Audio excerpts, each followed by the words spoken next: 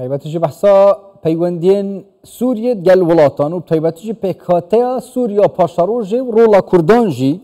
hem paşaroja Sûriyê de hem jî peywendiyên gel welatan da gel berêz Neşet Zaza siyasetvan ji Dortmundê wê bawekî rasta xwe gelme da berêz Neşet gelek spas ku gelme ne. Ez behsa Sûriya paşarojê bikim aliyek gelek tê behs kirim taybetî jî danûstandinan da heta gel Şamê da lê ez giştî Kurda behs kim. Çi pêtiviya bêtekirin ji bo yek rêziyê ew yek rêziya ku demeke kar ser tê tekirin lê hêşta jî yek dengî û yek rêzî çêne bûye heta ku biçine Şamê jî. Belê silav û rêz bo we û hemî tevşanên Kurdistan 24 bêguman hûn tev jî dizanin avaya mawayê ji heştê heyvê heta roja îro gelek gengeşe çê dibin nav hemî wekutî etrafên siyasî de piştî rûxandina rejîmê li Şamê ew danûstandinê hanake çê dibin taybet nav Kurda xwe de ji bo mesela yek rêziya mala Kurdî avakirina helwestekî siyasî ew helwesta hanakê ku wekutî bi wî rengê hanakê li pêşiya dost û dijminê xwe de yên taybet li Şamê gengeşê li ser bikin. Li ser wê jî belkî hûn tev jî dizanin şandekî Encûmena Niştîmanî Kurd hebûberî di sê roja hatibû hewlêra paytext îro vegerha Qam şilo dîse ew hevdîtina gov cenabê Serokre çêbû tekesî li ser wa danûstandinê berê tekesî li ser wa rêkeftinê berê tekesî li ser sazkirina helwestekî siyasî bo çareseriya pirsgirêka Kurdî di Sûriya bigiştî de û her wiha çareseriya pirsgirêka Sûrî bigiştî îro roja jî avakirina Sûriyekî bo hemî Sûriyan her kesek xwe tê de bibîne û her kesek jî bizanibe ku ev Sûriya nû wê gotî cihî wî tê de hebe. Fe'lî nûke hemî Kurd xwe Sûriya paşarojê da dibînin yan jî hêşta nediyare. Çünkî nûke ew danûstandinê taybetî jî Şam dikir yani Kurd tê de ne beşdarin rastî. Bêguman heta wekî roja îro kes tê de ne beşdarin ne tenê Kurd yani îro roj ev desthelatiya ku aniha hatiye Şamê ya jî gotî rûdaya bi meseleyê çekdariyê piştî gotî rûxandina rejîmê heta niha ti têkilî opozisyona Sûrî bi giştî re nekiriye wan ta dizanin berê du tarafên siyasî bûn rejîm û opozisyon bû opozisyon aniha beşek ji opozisyonê îro roj desthilatiyê dike li Şamê lê opozisyon bi şêwayê gotê xwestin bi giştî heta niha ti danûstandin wekî layanên siyasî buarçê nebûye belkî li ser astekî cuda cuda şexsî tekane gotî çêbû danûstandinek lê li ser asta wekî etrafê siyasî êgo xwe dîtin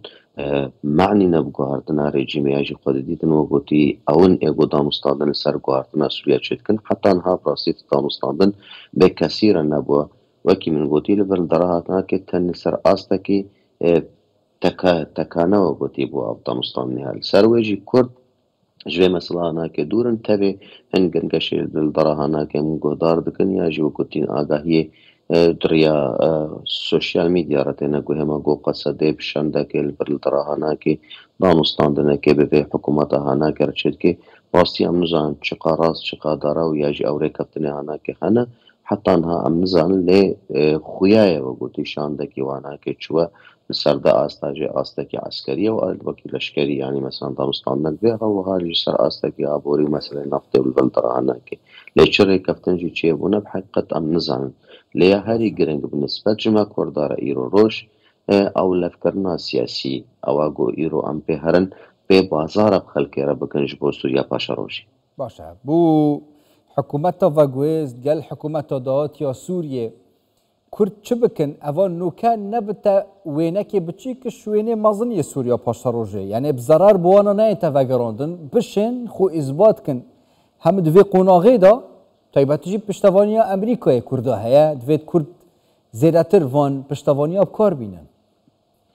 Yekem tişt ez dibêjim jî ya goş me tê xwestin wekî Kurd divê em mala xwe saz bikin bîmane helwesta xwe serrast bikin daxwaz û xwestekê xwe ji bo Sûriya paşarojê we gotî saz bikin ême em ji Sûriya dixwazin wekî Kurd bîmane gotî sibehê pêşeroja Sûriya Sûriyekî federal e Sûriyekî navendî Sûriyekî we gotî merkezî ye yani ew tiştên guhayî ême wekî Kurd em dibêjin Sûriyekî ne navendiya siyasî we gotê de hebe bîmane federalî gelek jara خلکن عرب راستی جی گوت بحثا فدرالیت که هنکی دیاره گوه واناکه نعودیه به مثلا هناکه بر مسئله پارچابونه دن بوه جی و گوتی شیرتن امریکی و اوروپیا و هروها فرانسیا بوما تمید بجن مسئله ناوندی سیاسی بکار بین بهتر و مثلا أنا كبركي تقبلك كيف فبالتالي شغلك السر بيناك بأم دكاربن خواستك و داخواز خوب و سوريا پیش روژه وكي كرد بگشتي ساز بكن سر استاد الدوا ام دكاربن پیوندی خو به بعض الهزن مازن رأي خودی رول دكاربن و گوتی رول آوینا که بگمان و سوريا پاشا روژه دهبه چه امریکی و اوروپی بن هر وها دولتين جيران و تایبه ترکیه جل سر به آستانا که دانستاندنك بو اطراف سياسية يقول لاعبين في سركة فكرين سركة سوريا ده هر وهان دولة عربي اگر مصر اگر اردن اگر سعودية اگر امارات ابزل هزن خودی رول ياجي لاعبين سركة ايگو صبي رول اوانا که ويت سوريا پاشا روش ده به امت کارن دامستان کی باش بکن و براسي جيم گشبين نسر به مثلا انا که اگر تبي راوه بري دو هفتيا كونگرين عقب ايگو چه بود ويچه دورده تكسيل سربريارا دو پنجو چار بو هر وها هميجي اطراف السياسي تكز دكن سرويناك قدري سوريا آباد به هر کسك جي خاطر دبيني وبتيبت كرد اما يجي گشبين ديش بو يجي مروج لد لوكي بك دكار به اطراف هناك نزيكي خوابك اساسيا دانستاندنا سركب حمي اطراف السياسي الشامية حمي وقتي الاستقبال سركه ايجو صوبي سوريا سرواناك آباد به بمعنى ابو بوسيون و دستلاتيا هناك بوارجي گنگشك به دادکار به معنی که هلوسته کی باش و ورگری صبای اگر هاتو کنگرک چه بو چارسریا پرزگری کا سوری و هر وها پرزگری کا همی پیکاتیان سوری ده ام دکار بنجه قد ورده ساز بک باشه ترکیه اشکرات بجه هسته ده گفل سرمه لی دوستاتی وانات گل کردن باشور کردستان گل اک پیزه سرک وزیران جیب تایبتی جی یعنی سردان کرینه جبوی ترکیه بریا یعنی هفتیا درباز بوی چاف به سرو کمار جی کتینه کردین روجاوات گل کردین باشور چاواتشن بالانس هزار روجاوای کردستان پارزن پیگ و اگر پیتوی پفدو هبه چونکه هم امریکا جی هیا و هم ترکیه جی هیا تصان ایمه بالنسبة ما وكي انجمانا يعني كسر نزيكي نقول انجمانا كردي تايبت وقوتي ونفتبج زان انجمانا اجتماعي كردي بشكش اوبوزيوني بو او اوبوزيونا هناك تركيا وقوتي درونشت بوجي بيوندينا باش وقوتي تركيا هنام حز دكن جيب حقيقت او بيوندين باش ام دكاربن استثمار بكن وجيب بكن جبو صباي چار سريا برسما تركيا وكي ام حز دكن وكي دوستا کی باش کرداره یجی وكي جيرانا کی باش کرداره یجی پیوندی کی باش تركيا رابم تبجد زان تركيا ده لعبه کی سرکه بيت چار سريا برسگره کا سوري بگشتی ده بوجي اما ام حز دكن گلک نزکایی تركيا بكن او نزیکی هنه که بگمان ام دکار بندریا حلیف خوی استراتیجی تایبت سروک برزانی ایگو ایروش پیوند نوای باش لگل ترکیه هنه ام دکار بنوی خطا هنه که بکن او ما ترسین گو ترکیه لسر ترکیه چه دکیه ترکیه و گوتی وکی مهانه بدستینه انو هابونه پاکی کلوی مثلا ناکم دکار بنوا مترسیه هنه کهش دست بکن حقیقت ام تبجی و گوتی نتنه ترکیه ایروش خواستک و دخواز واضح هزن مازن اگر امریکی بن اگر اوروپی بن اگر ترکیه بن اگر خلق سوری بخواه بن و اگر انجمن اجتماعی یاجی کردن دروجاوای کردستان داشت که همیشه آستانگی که جهبونه فکر کل سروی حرده کن فبالتالي اج فکر که جیته خواستن گو ایرو روش جور درکه یعنی وامهانین هایش دست خلق درکه داخل که کردن سوریه بخواجی نب چوچ کن یاجی نب قاصرن گو خبره و ببندکارن چاره سریا پرسکری که ما فرصه که دیرو کیا یا براستیجی اب فرصتا دیرو کی گو بو مهاتیه شپکه که تی خواستن گو کار به فرصه هنه که بهله گو کرد استثمار بکن و جی بکن اما پکه که اصرار بکه دوی هرم هنه که ده بمینی یعنی پکه که باش زانه نکاره نل برابانیه بکد برخوده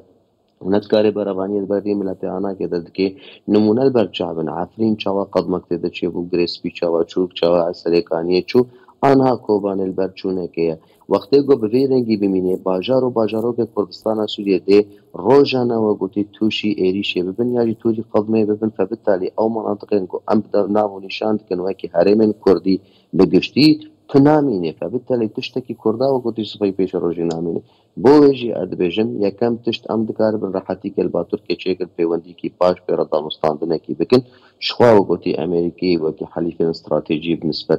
حليف ماي كردستان راه وها وقتي دي تناوش كردارا ايجابيه مرود دكار بالسر هر دو اليان آوا بكي بالانسا كي تشي بكيش بو فرصه ملت كرد براسي جي وري باراسنت كردستان سويد برئيس نشأة زازا سياسات فانج دورتموند هين قال ما دابون قال لك سباس بوه